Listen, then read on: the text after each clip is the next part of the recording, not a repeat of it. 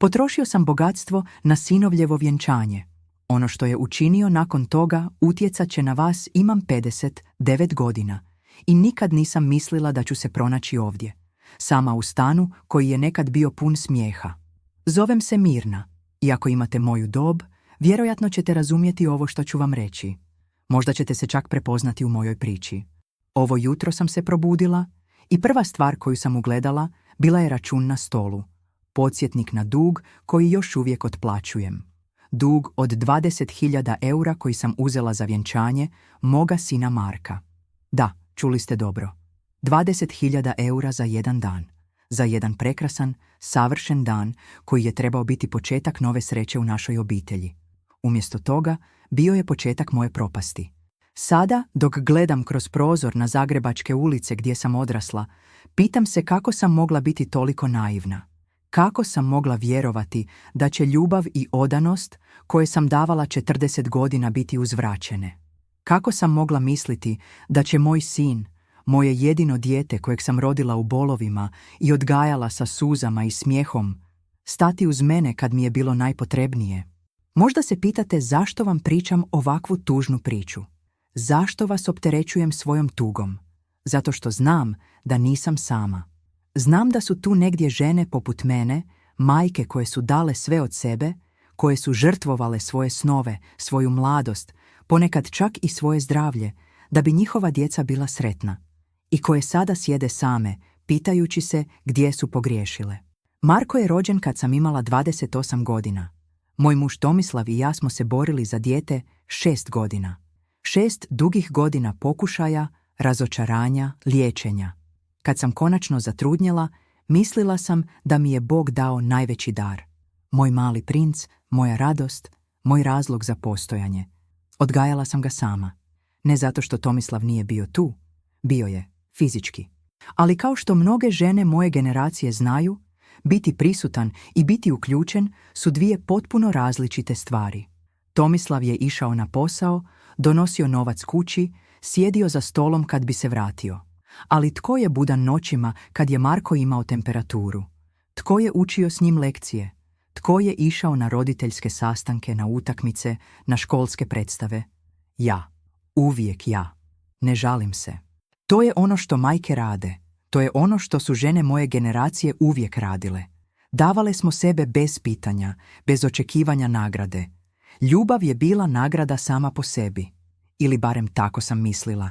Kad je Marko napunio 18 godina, upisao se na ekonomski fakultet. Pametan je dječak, uvijek je bio. Dobri ocjene, odgovoran, pristojan, ponos moga srca.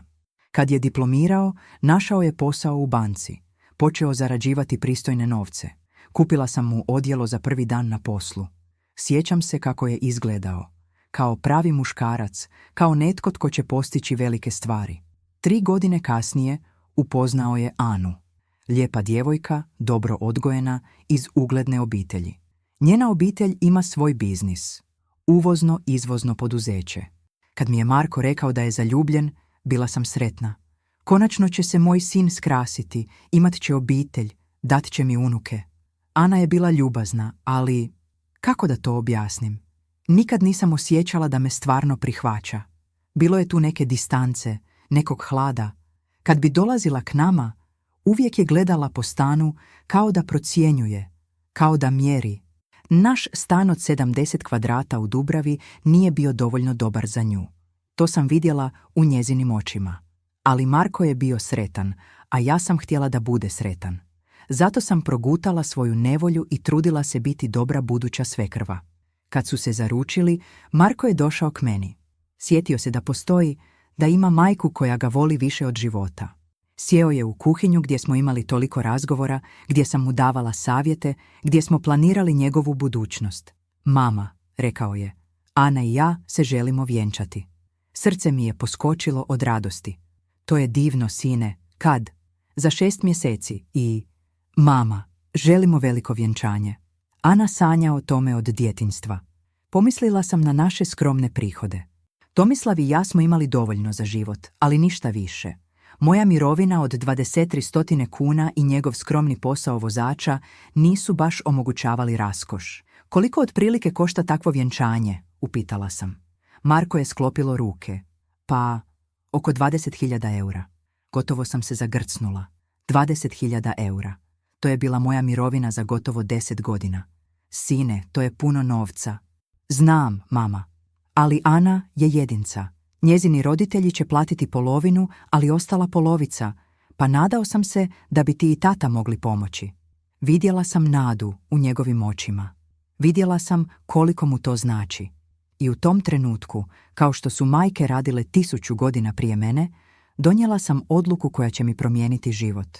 Dobro, sine, naći ćemo način. Način je bio kredit. Kredit koji sam potpisala uz jamstvo našeg stana. Kredit koji će mi sljedećih 10 godina uzimati 2/3 mirovine. Kredit zbog kojeg ću morati raditi do 70. Ali misli da ću vidjeti sretan osmijeh na licu moga sina. Mislila sam da vrijednost toga nema cijenu. Sei que há muitas mulheres como eu que deram tudo e agora se sentem invisíveis. Se minha história toca seu coração, por favor inscreva-se no canal. Ative o sino porque todos os dias compartilho histórias reais que precisamos contar. Seu apoio me ajuda a chegar a mais mulheres que precisam saber que não estão sozinhas. Pripreme za vjenčanje počele su odmah.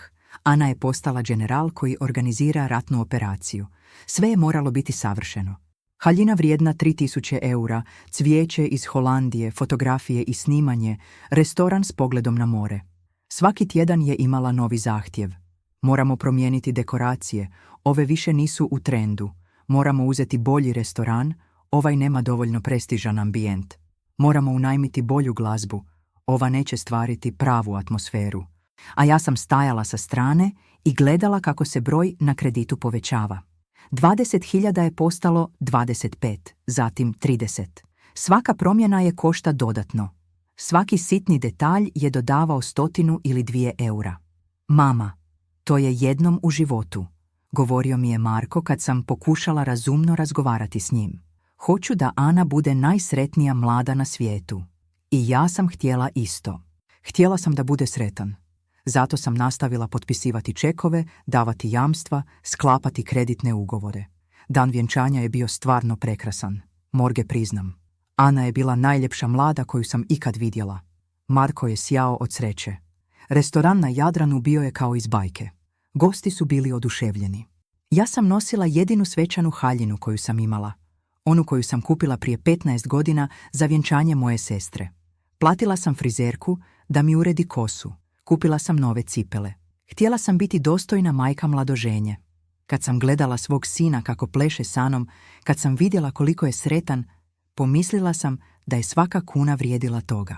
Ovo je najsretniji dan u njegovom životu, a ja sam majka koja mu je to omogućila. Ali onda se dogodilo nešto što mi je slomilo srce. Tijekom vjenčanja, dok su svi pili, jedli i slavili, jedan gost me prisao. Anajan Ujak, bogati poslovni čovjek iz Splita. Bio je vinjan, ali ne i pijan. Šampranje je učinio razdražljivim. Vi ste majka mladoženje? Upitao je. Da, ja sam Mirna. Ah, Mirna. Ana mi je pričala o vama. Način na koji je to rekao učinio je da se osjećam neugodno. Rekla mi je da ste vi platile vjenčanje.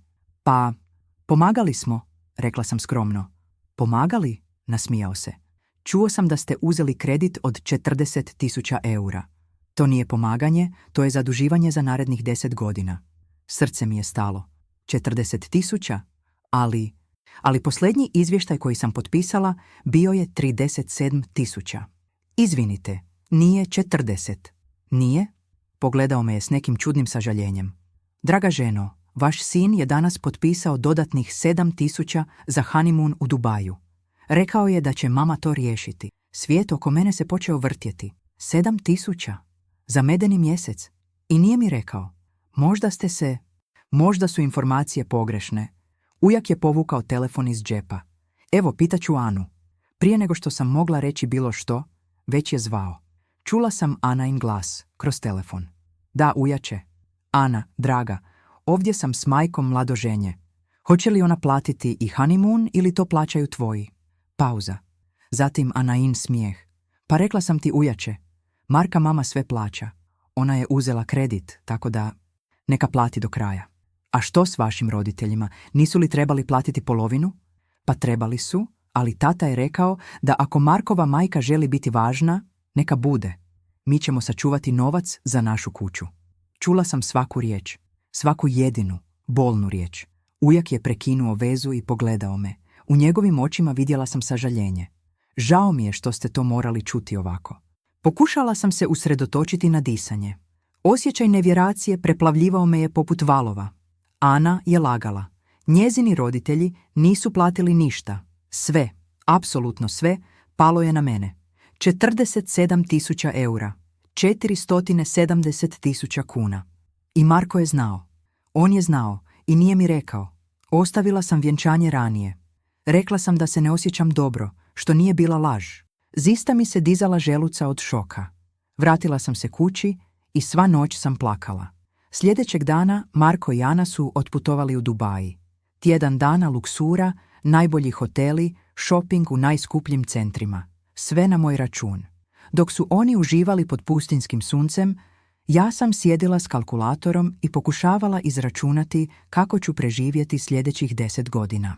Sa stopom kamata koju sam imala, mjesečno sam trebala plaćati 700 kuna. Moja mirovina je bila 2300. Ostajalo mi je 1600 kuna za život. 1600 kuna za hranu, lijekove, račune, odjeću, sve. Počela sam tražiti posao. Sa 59 godina. Žene moje dobi u Hrvatskoj najteže pronalaze posao. Mlađe su jeftinje, starije su teške. Mi smo u nekoj čudnoj srednjoj zoni, gdje nismo dovoljno korisne, a prestar za ništa novo. Našla sam posao čišćenja u uredu. Plaća od 3000 kuna. Rad u 2 smjene. To je značilo da ću raditi od 6 ujutro do 2 popodne. Ili od 2 popodne do 10 navečer. Sa 59 godina. Kad se Marko vratio iz medenog mjeseca, konačno me je pozvao. Mama, kako si? Nismo se čuli cijeli tjedan. Radila sam, sine. Radiš? Zašto radiš? Pa u mirovini si. Duboko sam udahnula. Radim jer moram platiti kredit koji sam uzela za tvoje vjenčanje. Pauza. Ah da, žao mi je zbog toga. Zaboravio sam ti reći za honeymoon. Ali mama, to su bile posebne okolnosti. Ana je htjela Dubaj, a ja... Marko, koliko misliš da zarađujem? Pa, ne znam. Dovoljno? Zarađujem 2300 kuna mirovine. Kredit košta 700 mjesečno. Ostaje mi 1600 za život. Pa, to je dovoljno za jednu osobu, zar ne? U tom trenutku shvatila sam da moj sin, moje dijete kojem sam dala sve, nema pojma kako ja živim. Nema pojma što košta hrana, struja, plin, lijekovi. Živi u svom svijetu gdje novac dolazi magično, gdje mama uvijek nalazi način. Sine, uzela sam drugi posao. Čistim urede. Čistiš urede? Čuda se preneražio. Mama, to nije pristojno. Što će ljudi reći? Nije ga brinulo što ja radim, što sam iscrpljena, što jedva preživljavam. Brinulo ga je što će ljudi reći. Što da radim, Marko? Kako da platim kredit? Pa, možda da smanji troškove. Možda da se preselis u manji stan. Manji stan. Stan u kojem sam odgajala njega. Stan u kojemu su sve moje uspomene. Možda da prodas auto, nastavio je. Možda da... Prekinula sam vezu. Prvo put u životu prekinula sam vezu sa sinom. Tjedan dana kasnije pozvala me je Ana. Teta Mirna, možemo li razgovarati? Naravno, Ana. Slušajte, Marko mi je rekao da imate financijskih problema. Možda je vjenčanje bilo previše skupa? Ana, zašto tvoji roditelji nisu platili svoju polovinu? Dug tišina. Pa, vidjeli smo da se vi lako obvezujete na kredit. Pa smo mislili ste da ću platiti sve? Ma ne tako. Mislili smo da imate mogućnosti. Anb, ja radim u čišćenju da bih platila vaše vjenčanje. Pa, žao mi je što to čujem. Ali vjenčanje je gotovo, novac je potrošen. Ne možemo vratiti vrijeme unazad. Ne možemo vratiti vrijeme unazad. Kao da je bila riječ o kupljenom lekshu o kojemu se predomislila. Ana, moramo razgovarati o tome kako ćete vi i Marko početi vraćati kredit. Vraćati kredit? Njezin glas je postao hladnji. Ali teta Mirna, to je vaš kredit. Vi ste ga uzeli. Uzela sam ga za vaše vjenčanje. Da, uzeli ste ga jer ste htjeli. Nitko vas nije prisiljavao. I tu je bila granica. linija preko koje nije bilo povratka. Ana, Marko je moj sin. Sigurna sam da će shvatiti. Teta Mirna, prekinula me je. Marko i ja gradimo svoju buduć san. Imamo svoje troškove, svoj stan, svoje planove. Ne možemo se opterećivati tuđim dugovima.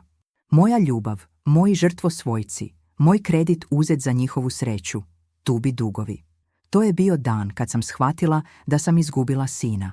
Mjesecima nakon tog razgovora Marko me je izbjegavao. Pozivao je povremeno, kratki razgovori o vremenu i zdravlju. Ali nikad o kreditu. Nikad o tome što prolazim. Nikad o tome što radim 2 posla da bih preživjela. Počela sam čistiti urede u 6 ujutro. 3 sata čišćenja. Zatim bih se vratila kući, odmorila 1-2, zatim ponovno na posao u 2 popodne. Kući bih dolazila u 10 navečer, potpuno iscrpljena.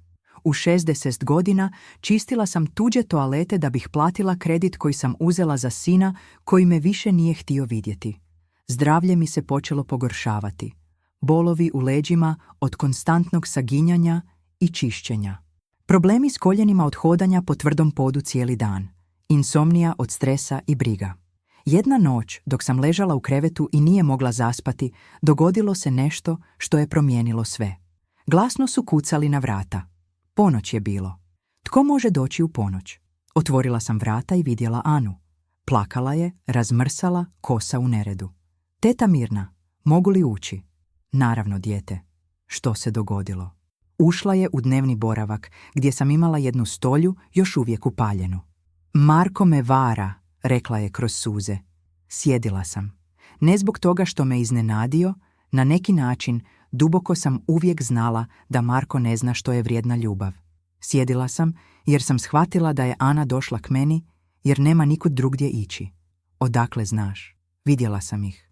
U restoranu. Ljubila se sa svojom kolegicom iz banke.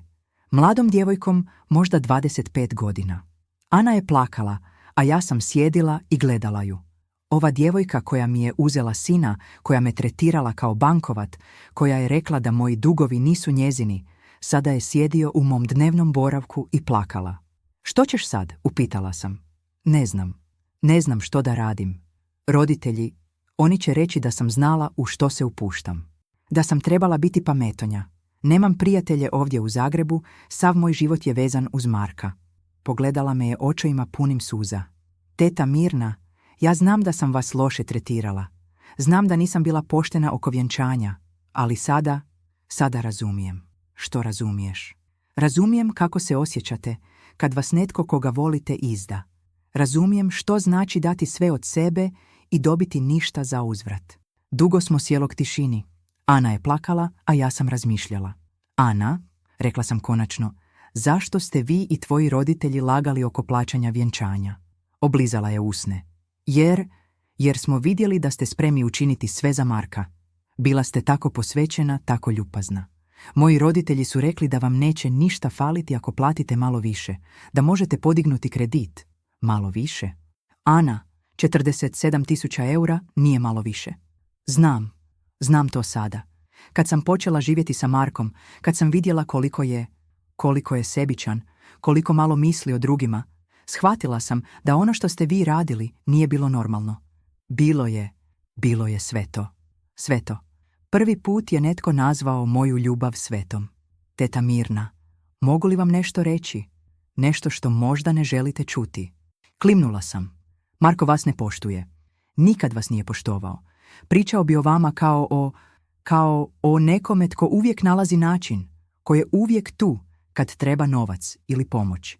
Nikad nije govorio o vama kao o majci koja je žrtvovala sve za njega. Suze su mi počele teći niz obraze, ali nisu bile suze tuge. Bile su suze olakšanja.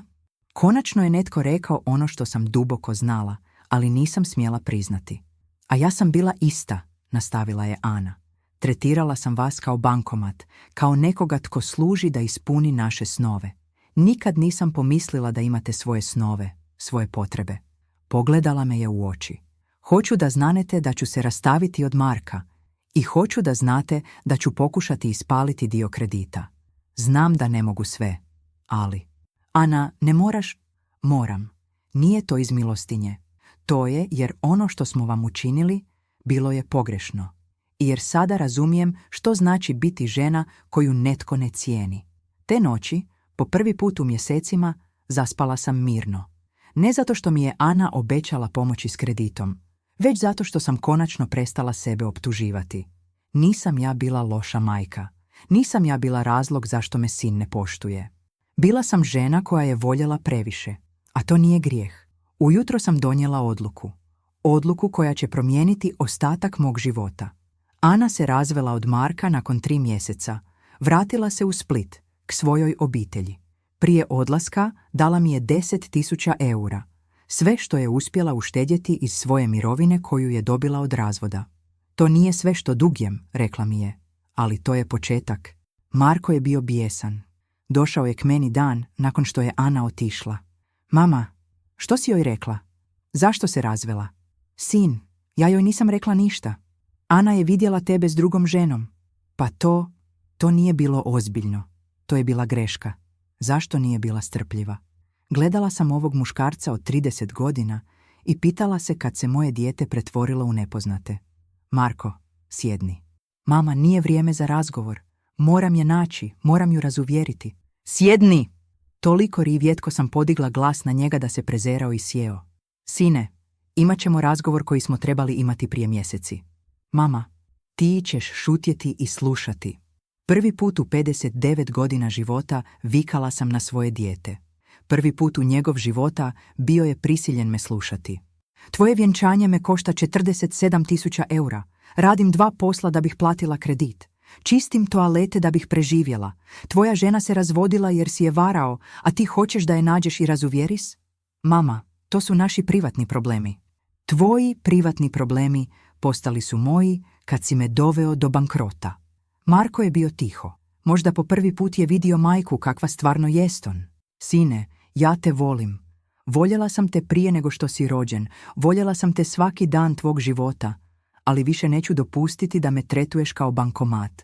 Mama, ti me ne smatraš osobom. Za tebe sam ja nešto što uvijek postoji, što uvijek nalazi način, što nikad ne pita za sebe. Kad si zadnji put pitao kako se osjećam, kad si zadnji put pitao što ja trebam. Tišina. Odgovori mi Marko. Kad? Ja ne sjećam se. Jer nikad nisi. Nijednom u 30 godina nisi me pitao što ja hoću. Ustala sam i otišla do stola gdje sam držala dokumenta. Evo kredit koji sam uzela za tvoje vjenčanje. Vidiš li ovaj broj? 47.000 eura. Znaš li što to znači? Kimnuo je nesigurno. To znači da ću sljedećih 9 godina plaćati 700 kuna mjesečno. To znači da neću moći ići kod liječnika kad mi treba. To znači da neću moći kupiti nove cipele kad se ove istroše. To znači da ću jesti jeftinu hranu i štediti na grijanju. Vidjela sam kako mu lice bljeduje. Mama, ja nisam znao. Nisi znao jer nisi htio znati. Lakše je bilo misliti da mama nekako magično rješava probleme. Sjedila sam ponovno nasuprot njemu. Marko, imam zahtjev. Jedan jedini zahtjev. Što hoćeš? Hoću da preuzmeš polovinu kredita. Ne sve, polovinu. 23.000. Mama, ja ne mogu. Ana i ja se rastajemo. Moram naći novi stan. Imam svoje troškove. Sine, ja imam 59 godina i čistim toalete. Ti imaš 30 godina i radiš u banci. Tko od nas dvoje može lakše napočeti kredit? Ali mama, ako ne prihvatiš, nećeš me više vidjeti. I tiho je rekao, ne možeš mi to učiniti. Mogu i učinit ću. Imam pedio dovoljno godina čekajući da me počneš poštovati. Neću čekati vječno. Marko je otišao ljut. 3 tjedna me nije zvao. Ali onda je došao natrag. Mama, razmislio sam. Preuzet ću 3. Dio kredita, ne polovinu, ali 1/3. Bila je to pobjeda, makar i mala. Danas, 2 godine kasnije, moj život izgleda drukčije. Još uvijek radim, ali samo jedan posao. Marko plaća svoju 1/3 redovito, Ana mu je rekla da mora. Čini se da je ona bila jedina osoba koja je mogla utjecati na njega. Više se ne vidimo često. Pozove me jednom mjesečno, kratki razgovor. Ali kad pozove, pita kako sam. Pita što radim. Pita trebam li što. Možda nikad neću imati sina kakvog sam sanjala. Ali imam sina koji je naučio da majka nije usluga koju uzima zdravo za gotovo. Družim se sada s kolegicama s posla. Žene moje dobi koje razumiju što znači biti ostavljena, što znači počinjati iznova kad mislite da je život gotov. Ana me pozove povremeno iz Splita. Našla je novog muža, dobrog čovjeka koji je cijeni. Rekla mi je da joj je brak sa Markom bio najgora greška života, ali i najbolja lekcija. Naučila sam razlikovati ljubav od navike, rekla mi je. I naučila sam cijeniti žene, kao što ste vi. Znam da među vama ima žena koje prolaze isto što i ja. Majke koje daju sve, a vraća im se premalo. Žene koje misle da moraju biti uvijek dostupne, uvijek spremne žrtvovati se. Hoću da znate, ne morate. Ne morate biti bankomat svojoj djeci. Ne morate biti nevidljiva da bi drugi sjali. Ne morate izgubiti sebe da bi drugi našli svoju sreću. Voljeti ne znači dati sve. Voljeti znači naučiti drugu osobu da i vas voli. Imam 59 godina i počinjem novi život. I ni dati da je kasno. Nikad nije kasno početi sebe poštovati. Ako je vaša priča slična mojoj, ako ste dali sve, a dobili ste premalo, nije kasno promijeniti pravila. Nije kasno početi zahtijevati poštovanje. Mi, žene naše dobi, nisu završile životne priče. Samo smo okrenule stranicu. I na sljedećoj stranici pisat ćemo o sebi, o našoj vrijednosti, o našoj snazi koja dolazi iz godina iskustva, iz godina davanja, iz godina učenja da primimo. To je moja priča. Priča o majci koja je naučila da ljubav bez poštovanja nije ljubav, to je žrtva. A ja sam prestala biti žrtva. Postala sam žena. Žena koja zna svoju vrijednost.